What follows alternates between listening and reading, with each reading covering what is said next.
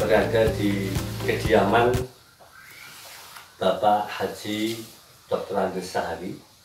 Beliau adalah Ketua Pimpinan Daerah Muhammadiyah Kabupaten Bantul, dan tentunya pada segmen ini kita akan banyak menggali informasi, akan berguru kepada beliau tentang gerakan Muhammadiyah, yang tentunya kita sudah tahu betul bahwa Muhammadiyah ini adalah salah satu ormas terbesar Islam di Indonesia dan berdiri sejak tahun 1912. Ada beberapa hal yang akan kita gali, perkembangan gerakan Muhammadiyah dari sisi kontribusinya, bagaimana Muhammadiyah mengisi dan berkomitmen terhadap kemajuan peradaban, baik itu dalam berbangsa dan bernegara, yang menjadi visi gerakan Muhammadiyah sendiri. Assalamualaikum warahmatullahi wabarakatuh. Waalaikumsalam warahmatullahi wabarakatuh. Selamat siang Pak Ketua. Saya biasanya kalau di WA maturnya Pak Ketua, bagaimana kabarnya segala macam. Ini kebetulan baru santai ini Pak Ketua. Ya, ya tadi ada tugas keluarga. Oh iya. Antar tugas istri, lalu ya karena Mas Unang sudah kencan ya, bagaimanapun juga waktu itu harus saya kabel. Nggih. Nyun sewu. Sekarang yuswane pun pinten Pak Ketua? Saya lahir tahun 1914, jadinya 66. 66. Iya. Oh iya. Ya. Jadi beliau ini sekarang usianya 66 tahun. Dan untuk posisi menjadi pimpinan di pimpinan daerah Kabupaten Bantul, Muhammadiyah sudah periode yang keberapa ini? Ya, kalau hasil Musda Kasihan tahun 2015 itu saya mengawali sebagai ketua yang dipilih oleh Musda hingga 2020. Namun kalau bermuhammadiyah ya saya itu kicik-kicik, ayak-ayak, oyok-oyok hingga sekarang terus Muhammadiyah. Kader tulen. Ya, monggo lah. Tetapi sejak pelajar saya di Ikatan Pelajar Muhammadiyah. Kalau sudah mahasiswa ya mahasiswa Muhammadiyah. Ketika saya itu pemuda, saya di Pemuda Muhammadiyah. Dan ketika tampaknya kok harus ke Muhammadiyah, ya IPN Pemuda Muhammadiyah itu pasti. Kemudian secara formal saya tinggalkan, saya masuk ke Muhammadiyah. Ini gini Pak Sari, Muhammadiyah ini kan sudah sebagai sebuah gerakan ormas Islam terbesar di Indonesia ini kan sudah memasuki satu abad lebih ya. Ya. 111 hitungan Hijriah, 108 atau 107 hitungan Miladiah. Nah, ini kan saya kira satu abad lebih gerakan Muhammadiyah ini kan menjadi hal penting yang memang harus kita apresiasi, kita apresiasi sebagai ormas yang juga selama ini banyak berpengaruh dan berkontribusi terhadap kemajuan bangsa Indonesia ini dalam berbagai hal. Ya, khususnya saya kira kita persempit di Kabupaten Bantul, ya. Dari sisi gerakan Muhammadiyahnya sendiri, dan saya kira juga nanti kita ingin menggali informasi Muhammadiyah dan perkembangan Kabupaten Bantul itu sebenarnya seperti apa irisannya gitu ya. Jadi sebagai mitraannya. Jadi monggo Pak Ketua. Mas Unang, terima kasih. Saya bersyukur ada sosok yang ingin menggali, mengetahui, bahkan kalau perlu mendalami bagaimana peran Muhammadiyah dalam keumatan dan kebangsaan. Syukur alhamdulillah, karena ini agar bisa diketahui, dipahami bersama apa Muhammadiyah itu dan bagaimana. Kalau saya mulai dari jauh ke belakang dalam arti secara nasional, Muhammadiyah yang lahir pada tanggal 8 Dzulhijjah 1330 Hijriah, 111 tahun usianya, atau 18 November 1912, atau hampir 108 tahun hitungan miladiah itu. Sejak itu melintas masa, melewati zaman ke zaman, orde ke orde. Yang intinya dari orde sebelum kemerdekaan hingga pra kemerdekaan hingga pasca kemerdekaan, dan mengisi masa-masa orde lama, orde baru, orde reformasi, orde revolusi mental. Itu Muhammadiyah ada di sana, melintas zaman, dari masa ke masa, mengisi dan berperan. Nah, apa yang disampaikan oleh Muhammadiyah? Setidaknya sebagaimana yang disampaikan oleh para penggali sejarah, Muhammadiyah itu memiliki identitas 3: gerakan Islam, gerakan dakwah, dan gerakan tajdid. Nah, apapun yang dilakukan oleh Muhammadiyah dalam kerangka 3 itu, meski dampaknya kemanusiaan, sosial, kebangsaan, tapi ghiroh di dalam Muhammadiyah yang terisi atau mengisi pada personal tokoh-tokoh pimpinan sebagai gerakan Islam, tarikan nafas, ayunan langkah, juga ungkapan lisan, apalagi perbuatan, semua dilandasi menjadi inspirasi dan juga pendorong adalah Islam. Yang menggerakkan adalah Islam. Jika apapun yang dilakukan itu bagian dari berislam. Kemudian apa yang dilakukan? Yang kedua, ada gerakan sosial, mengumpulkan anak-anak yatim, fakir, miskin zaman Yahya Jamal Dahlan dan Pak Suja. Gerakan sosial, kesehatan, apalagi ada madrasah, ada pendidikan, ada sekolah, dan juga saudagar-saudagar yang bergerak di bidang ekonomi. Semua itu dalam kerangka dakwah. Dakwah itu apa? Melakukan perubahan dari keadaan yang belum maju menjadi maju, dari keadaan yang belum dimengerti nggak mengerti. Wajah dakwah itulah yang kemudian sekarang dikemas di bidang pendidikan, pendidikan TK, sekolah, madrasah, pondok pesantren, hingga perguruan tinggi.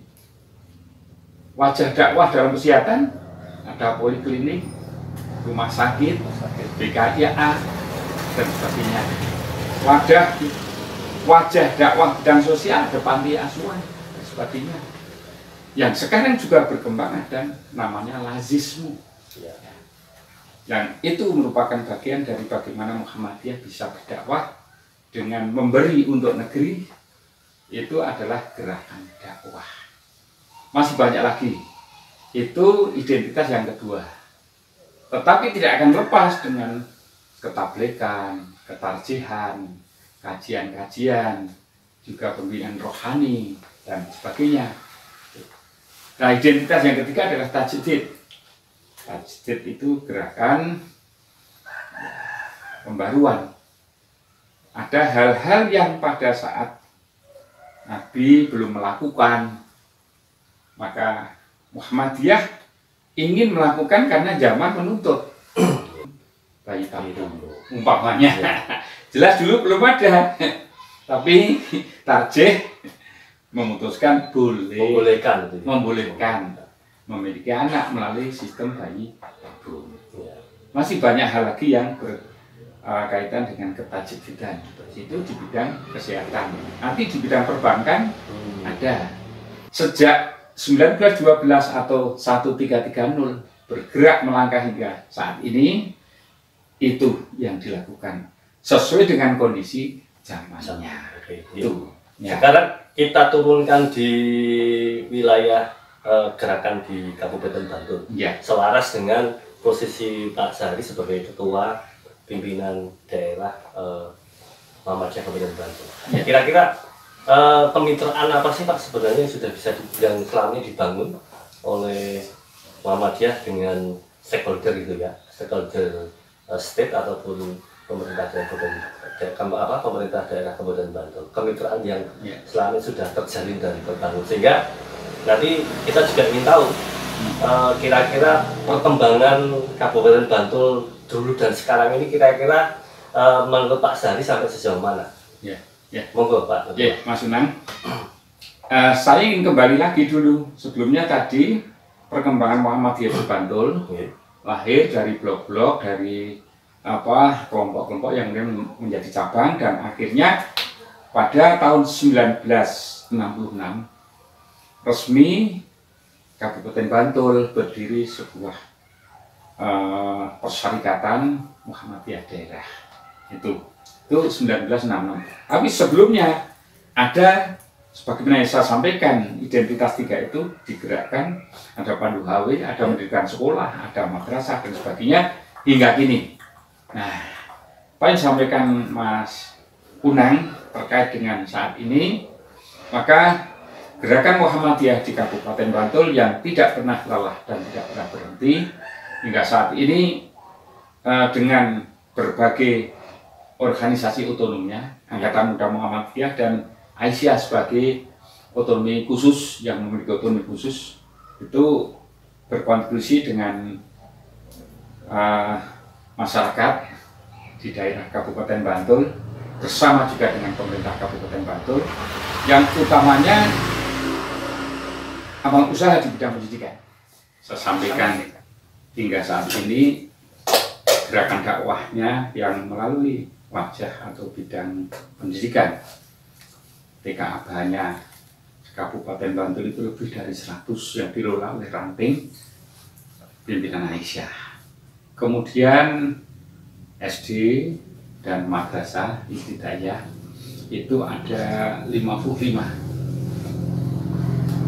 Kemudian SMP, MTS ada sekitar 21, lalu SMA, SMK ada 14. Sehingga antara 85 lebih sedikit, karena di sana ada Aisyah itu juga sudah boleh mendirikan SD, namanya SD Unggulan Aisyah, lalu tambah SMP Unggulan Aisyah. Nah, itu di bidang pendidikan. Nah, di bidang kesehatan, kampus Pak. Kalau daerah untuk mengelola kampus bukan porsinya. Bukan porsinya. Ya, itu miliknya pimpinan pusat di bawah Dikti Litbang Pimpinan Pusat Muhammadiyah. Meskipun Bantul ketempatan dua lembaga universitas besar, perguruan tinggi besar, UMY dan UAD. Kalau untuk rumah sakit boleh mengelola, misalnya RSU PKU Muhammadiyah Bantul. Iya. Ya.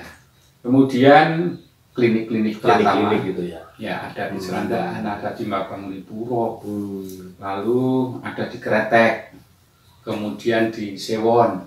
Ya. Dan ini akan berdiri lagi klinik-klinik yang mungkin dikelola oleh RS PKU Muhammadiyah. Ya. Bidang ekonomi Muhammadiyah Bantul secara langsung tidak ada kecuali mendorong, membimbing para pelaku ekonomi. Itu juga gerakan-gerakan ekonomi itu ditangani oleh Majelis Ekonomi dan Kewirausahaan. Ya. Saat ini baru nyerambah pada bagaimana pelajar kita itu berseragam dengan kas batik Bantul. Oh, ya, sudah ada, Pak? Sudah ada kas batik Bantul. Kebetulan tidak saya pakai, ini nasional, itu ada. Jadi untuk pelajar, untuk karyawan, dan untuk pimpinan itu dibedakan, tapi warnanya hijau tua, hijau muda sekali dengan kates. Ya, itu. Ya, lalu Aisyah itu ada gerakan asosiasi pengusaha Aisyah, itu ada. Meski gerakannya baru dulu sebatas mendirikan koperasi, kemudian penyediaan barang-barang yang khususnya berkenaan dengan siap pakai, siap dahar. Tetapi sekarang ada gerakan yang berkaitan dengan apa? Asosiasi Pengusaha Aisyah, itu beraneka rupa gerakannya sedang dikembangkan. Ya, itu berkenaan dengan gerakan amal usaha Muhammadiyah yang itu bagian dari wajah dakwah. Bagaimana kontribusi dengan masyarakat dan juga pemerintah? Tentu kalau Muhammadiyah tidak bergerak misalnya dalam bidang pendidikan, kemungkinan pastinya ada anak-anak kita yang tidak tertampung ketika sekolah-sekolah negeri atau madrasah negeri itu lokasinya ataupun jumlahnya itu belum memadai. Lalu kemana anak-anak kita? Ya. Mungkin bisa ke Baduk, ke kota, ke Kulon Progo, ke Gunung Kidul ya, mungkin ke Sleman bisa. Namun kan itu kurang kalau kita pandang ya kurang pas lah kalau ada anak baru sekolah di Sleman, luar daerah. Ya, alhamdulillah Muhammadiyah di Saentoro, kecamatan sekabupaten Bantul itu memiliki sekolah-sekolah atau madrasah yang itu dalam kerangka ikut serta berbangsa dan bernegara, mencerdaskan kehidupan bangsa. Itu peran Muhammadiyah kepada pemerintah. Bupati yang dulu itu pernah ketika bertemu dengan Muhammadiyah pasti mengatakan pemerintah keputangan ini dengan Muhammadiyah. Kenapa keputangan? Ya karena direwang-rewangi, dibantu adanya sekolah dan madrasah itu sehingga meringankan beban pemerintah. Itu ada dulu. Bupati Pak Idam Samawi itu senantiasa mengatakan seperti itu. Kalau Pak Ketua, dukungan pemerintah terhadap Muhammadiyah sampai sejauh mana? Artinya kan ini kontribusi Muhammadiyah ini kan sangat luar biasa ya. Dari sektor pendidikan, pelayanan kesehatan, terus juga dari aksi tanggap sosialnya ini ya. Terus kira-kira dengan potensi kemandirian Muhammadiyah yang berkontribusi besar ini, respon pemerintah daerah seperti apa? Pemerintah positif dan mensetarakan dengan binaan-binaan pemerintah, dalam hal ini adalah sekolah negeri atau rumah sakit negeri. Itu perlakuannya sama ketika memerlukan bantuan fisik, namanya DAK umpamanya. DAK. Asal dipenuhi syarat-syarat, pasti pemerintah juga membantu. Itu rumah sakit juga demikian. Ada bantuan secara proporsional dari pemerintah. Ya itu. Jadi timbal balik. Alhamdulillah pemerintah juga sangat memahami. Jadi sangat positif ya? Sangat positif. Kemitraan kemitraan positif. Pastinya juga ada hal-hal yang berbeda dengan perlakuan kepada yang ada di sekolah negeri dengan sekolah swasta, itu pastinya ada. Tetapi itu tidak seberapa. Misalnya bantuan berkenaan dengan SDM misalnya, itu pastinya lain. Kan lain. SDM-nya pemerintah misalnya guru honorer atau guru yayasan itu bisa dibedakan. Tetapi ada plusnya juga ketika guru yayasan itu sah, boleh meraih sertifikasi. Tetapi kalau guru honorer di sekolah negeri malah belum tentu. Ini kan kamu Pak Ketua, Pak Zahri itu kan dulu pernah menjadi ASN dan terakhir menjadi Kepala Dinas Pendidikan. Ya. Nah, juga sekarang mengampu sebagai Ketua Pimpinan Daerah Pemuda Pimpinan Daerah Muhammadiyah Kabupaten Bantul. Dan di Pimpinan Daerah Muhammadiyah Kabupaten Bantul kan ada majelis disdasmen itu. Kira-kira dari sisi konsep dan visinya sama tidak, Pak Ketua? Antara jenengan dulu waktu di Dinas Pendidikan sebagai instrumen negara dengan ini di gerakan Muhammadiyahnya. Tentu tidak bisa kita bedakan perlakuannya, kecuali akan menyelaraskan dengan regulasi-regulasi yang diarahkan oleh pemerintah. Misalnya kurikulum. Ya kurikulum bagaimanapun juga sekolah-sekolah Muhammadiyah pasti harus mengikuti kurikulum pemerintah. Meski, nah ini bedanya, Muhammadiyah selaku persyarikatan yang mendirikan secara mandiri nomor usaha bidang pendidikan boleh menambah kurikulum, namanya kurikulum Al-Islam dan Kemuhammadiyahan. Tetapi kurikulum nasional wajib dilaksanakan. Itu karena itu tambahan dari sekolah Muhammadiyah atau Aisyah itu, kecuali kurikulum nasional pasti ada Al-Islam dan Kemuhammadiyahan.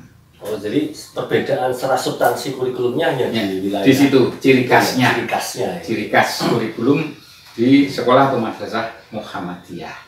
Nah, kemudian berkenaan dengan lingkup Majelis Dikdasmen, ya tidak selingkup dengan Dinas Pendidikan ya, karena terus terang Majelis Dikdasmen itu badan pelaksananya PDM Muhammadiyah, dan Majelis Dikdasmen pasti harus mengikuti bagaimana regulasi yang ada di pemerintah. Baik Pak Syahri, setelah kita tadi banyak mendapatkan informasi, ini mungkin ada hal yang mungkin tidak kalah menarik Pak. Jadi